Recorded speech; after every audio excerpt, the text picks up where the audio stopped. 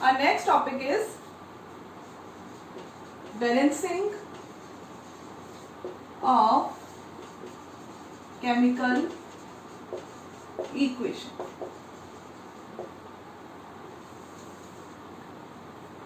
बहुत important topic है। हालांकि एग्जाम के अंदर कभी ऐसा सच आपके नहीं आएगा। देखो बच्चे, एक बात बहुत अच्छे से ध्यान रखें ना, मैं केमिस्ट्री की बात कर रही हूँ, 10th क्लास की बोर्ड की। अगर अपन क्लास 10th की बात करते हैं केमिस्ट्री स्पेशली, तो आपके एनसीईआरटी से बाहर कुछ भी नहीं आता है। मतलब आप ये समझिए कि एनसीईआरटी विल बी और भगवद गीता। उस एनसीईआरटी को आप कम से कम 2 से 3 टाइम्स से 4 टाइम्स आप रीड कर लीजिए। अगर आप रीड भी कर लेते हैं ना, और तो आपको पता चल जाएगा कौन सी जगह पे कौन सा पॉइंट दिया हुआ है। आपके जो क्वेश्चंस आते हैं बोर्ड के अंदर, वो क्वेश्चंस कहीं से भी उठ के आ जाते हैं, जो आपको इमेजिन ही नहीं कर सकते कि सिंपल सा क्वेश्चन आएगा। ये चैप्टर खत्म होने के बाद या इन बिटवीन हम कुछ क्वेश्चंस भी डिस्कस करेंगे जो बोर्ड के अंदर आए हुए हैं, और आपको बहुत ही ज्यादा आश्चर्य होगा, सरप्राइज होगा कि यार यहाँ से भी क्वेश्चन कैसे बन सकता है। ठीक है, तो हम डिस्कस करेंगे एक टॉपिक खत्म होने के बाद उससे रिलेटेड बोर्ड का question, right. So balancing of chemical equation का मतलब क्या हुआ कि हम इक्वेशन को बैलेंस कर रहे हैं। अब अपन को पता है कौन सा रूल फॉलो होता है इसके अंदर। सो जो लॉ फॉलो होता है बैलेंसिंग के अंदर, that is law of conservation of mass. ठीक है, चलो अपन एक एग्जांपल लेते हैं जो आपके एनसीईआरटी में भी गिवन है बैलेंसिंग के अंदर ही। This is iron plus water gives Fe3O4 plus hydrogen. This is a chemical equation which is given in your NCERT, जो कि बैलेंसिंग वाले सेक्शन में दी हुई है। ठीक है, इसका मतलब है iron, this is water, this is, देखो Fe3O4 आप लोगों ने, मैंने आपको जब इंपॉर्टेंट फॉर्मूलाज लिखवाए थे तभी भी मैंने आपको बताया था कि आयरन के 2 ऑक्साइड्स प्रेजेंट होते हैं, that is FeO and Fe2O3। FeO को अपन बोलते हैं फेरस ऑक्साइड और Fe2O3 को अपन बोलते हैं ferric oxide. Ferrous oxide and ferric oxide, nature में ये दोनों these are the 2 oxides of iron, right? If these 2 oxides are present एक साथ, right? अगर ये दोनों एक साथ प्रेजेंट हैं, then they are present in the form FeO dot Fe2O3। भाई आयरन है, आयरन जो एनवायरमेंट में ऑक्सीजन है, it will react that oxygen and it will form oxide। that oxide may be ferrous or may be ferric, दोनों हो सकते हैं ना। so if it is present in the form of mixture of FeO and Fe2O3, then it is known as Fe3O4। its name is ferric oxide. क्या नाम है इसका? Ferric oxide, या इसे हम ये भी लिखते हैं आयरन सेकेंड थर्ड ऑक्साइड। ये जो सेकेंड एंड थर्ड है, it shows the oxidation states of iron in FeO and Fe2O3। ठीक है, सो ये अपनी एक्स्ट्रा नॉलेज हो गई अबाउट द Fe3O4। अब इसकी बैलेंसिंग की बात करते हैं। देखो, सो इसका नाम हमने लिख दिया फेरिक ऑक्साइड। ठीक है, और ये तो हमें पता ही है, दिस इज हाइड्रोजन।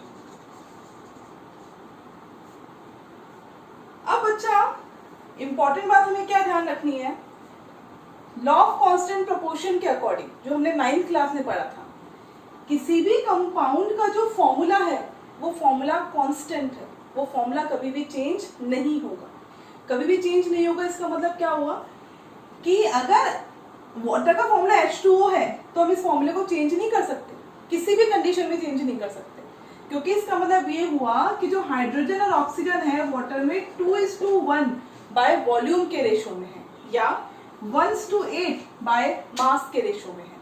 ठीक है, ये रेशो कभी भी चेंज नहीं होगा।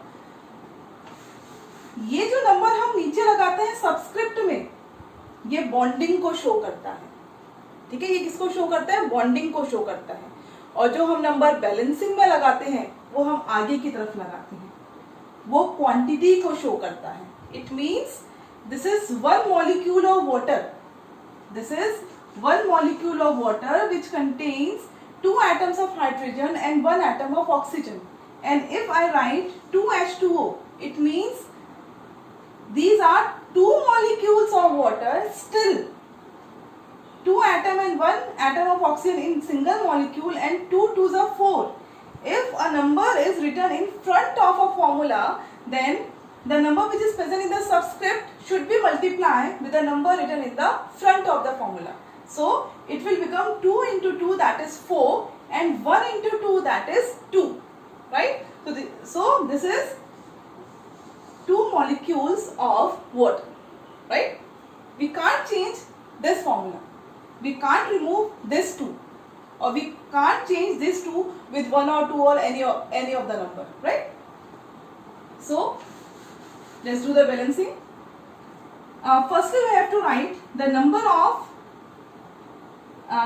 whether the number or the name of the elements which are involved in the equation. That is, there are 3 elements in the equation: iron, hydrogen and oxygen. 3 elements are there: iron, hydrogen and oxygen. It is very obvious that the element should remain the same in the product side. Only the number of atoms get changed, right? So iron, hydrogen and oxygen. On the reactant side, we should write the number of atoms, and in the product side also we should write the number of atoms of the elements both on the reactant side and the product side. So here on the reactant side, we all know that this is the reactant side and this is the product side, right? So in this case, there is only 1 atom of iron, and in this case there are 3 atoms of iron.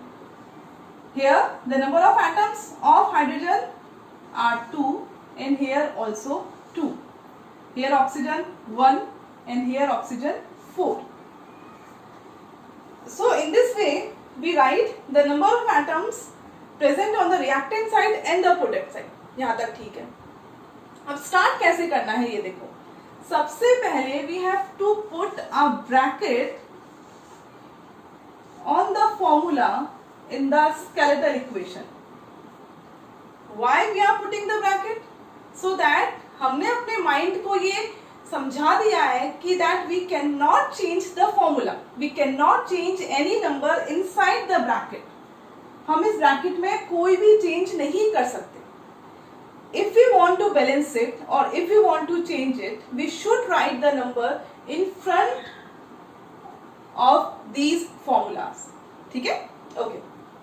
So यहाँ पे iron का atom कितना है? 1. और एक और important चीज, अगर हम बैलेंस कर रहे हैं तो we should give the preference to the elements other than hydrogen and oxygen. मतलब जब आप बैलेंसिंग करना शुरू कर देंगे एंड आप करेंगे बहुत सारी 2, 4, 6, 10, 15, 20, 100, तब आपको समझ में आ जाएगा कि हमें किसको प्रेफरेंस देनी है. यहाँ पे we are following the hit and trial method. ठीक है, कि यहाँ हमारा तुक्का, वहाँ हमारा, दोनों बैलेंस हो गए तो इट मीन्स वो बैलेंस है. चलो, so iron, water, Fe3O4 and hydrogen. इस आयरन के अंदर यहाँ पे 1 है, हम पहले आयरन लेके चल रहे हैं. Here the number of atom is 1. Here the number of atoms are 3. So 3. So we should multiply iron with 3. By 3 iron अगर उस साइड है तो to get the 3 atoms we should multiply with the number 3. यहाँ पे अपने 3 से multiply कर दिया, हो गया. चलो, so यहाँ पे अपन वो लिख रहे हैं जो अपन चेंज करने के बाद लिखेंगे. ठीक है, रिएक्टेंट साइड में और प्रोडक्ट साइड के अंदर. तो यहाँ पे अपने पास आयरन कितना आ गया? 3 आ गया. चलो ठीक है. Now we are taking oxygen, क्योंकि हाइड्रोजन तो पहले से 2 और 2 है, तो हाइड्रोजन को चेंज करने का कोई मतलब है नहीं. So we are taking oxygen. Now the number of oxygen atoms are 4. यहाँ कितना है? 1. क्या करें भैया, अगर कहीं पे एक वैल्यू 1 है और कहीं पे 4 है सॉरी, कहीं 1 है और कहीं 4 है, तो इस 4 को हम या इस 1 को हम 4 के इक्वल कैसे करेंगे? सिंपल सी बात है, इसको भी 4 से मल्टीप्लाई कर दिया तो इक्वल हो गया. So we should write 4 in front of water. ठीक है, तो यहाँ पे आपके ऑक्सीजन के कितने एटम्स हो गए? 4. हम यहाँ पे लिख देते हैं कि 4 से मल्टीप्लाई करने के बाद we get 4 atoms of oxygen in the reactant side, और प्रोडक्ट साइड में तो पहले से 4 है ही. यहाँ पे भी अपन 3 लिख देते हैं. Okay, now it comes with the hydrogen. Hydrogen में कितना आया यहाँ पे? देखो, मैंने आपको पहले बताया था, I told you earlier that we should multiply this number with this number which is present in the subscript. So 4 2s are 8. तो we should write 8 here. और यहाँ कितने हैं 2. तो अगर कहीं पे नंबर 2 है and if you want to convert them into 8, then we should multiply this with 4.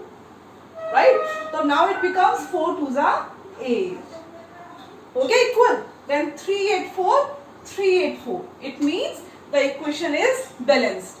So in this way we can balance the equation. We should write the equation. Then we should, second step, we should put the brackets on the symbols for the formulas. Then we have to write the name of the symbol of the elements, the number of atoms on the reactant side and the product side. Then we start with any of the atoms other than oxygen and hydrogen, right? We start with the iron, we balance the number of atoms of iron, then with the oxygen and then with the hydrogen. हर एक equation को balance करने का अलग तरीका होता है. We are taking different types of examples.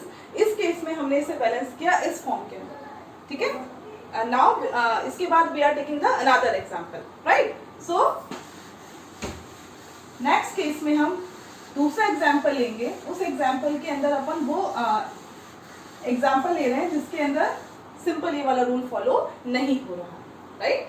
So I hope कि ये जब आपने इक्वेशन अभी बैलेंस करनी सीखी, इसके बाद में इस टाइप की सारी equations you will be able to balance.